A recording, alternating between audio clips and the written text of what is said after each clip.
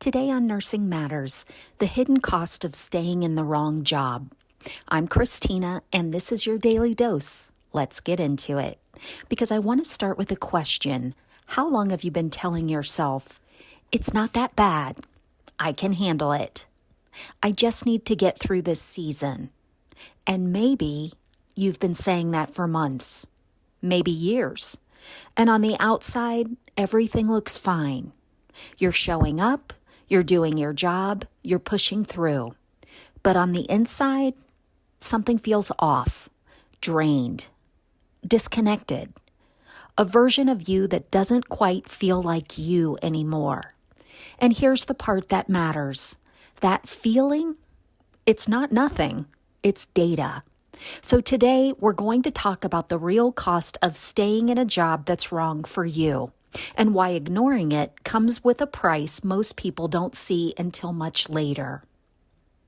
So research shows that nurses who report low job satisfaction have significantly higher rates of compassion fatigue, physical illness, and intention to leave the profession entirely. Not just their job, their profession. Let's pause on that. Because that means this isn't just about a bad environment. It's about what that environment does to you over time. And I'm going to say something that might feel uncomfortable. Staying in the wrong job doesn't just cost you, it eventually costs your patients.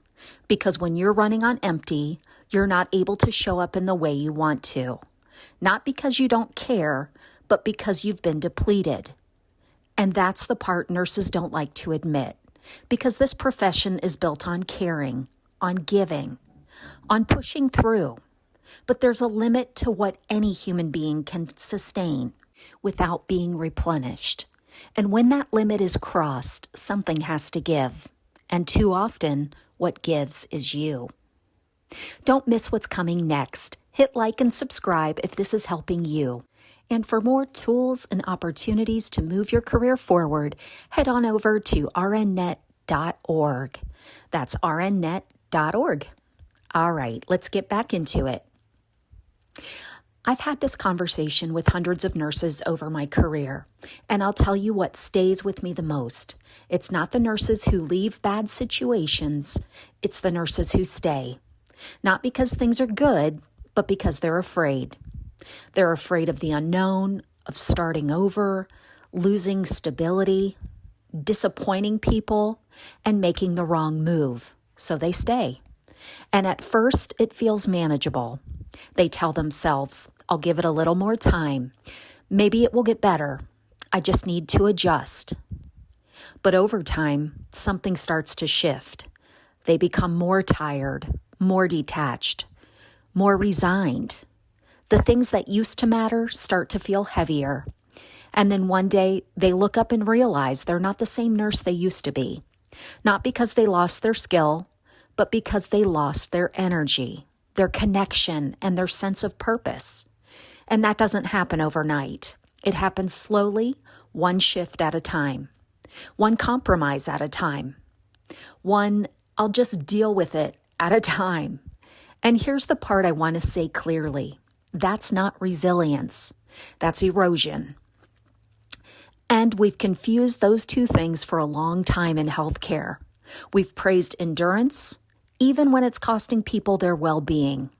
Now, let's reframe something important. Leaving a job that is wrong for you is not quitting. It is choosing. Choosing yourself.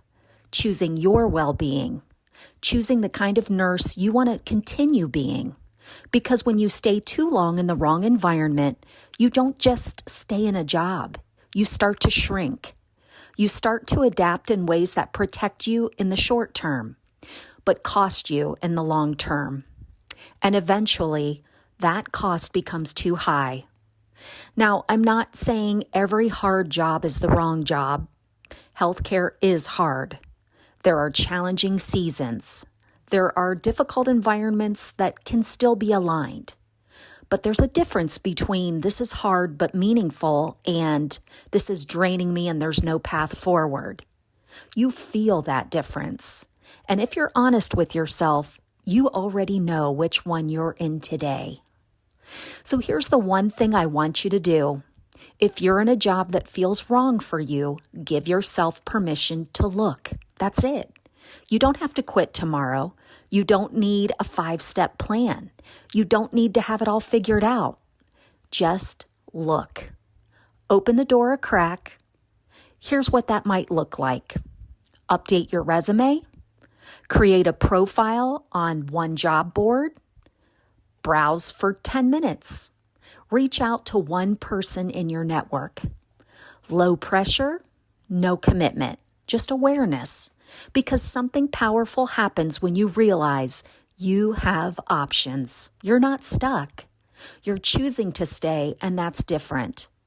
And when you know you have options, 2 things happen. Either A, you find something that aligns better, or B, you see your current situation more clearly, and you can make a more intentional decision.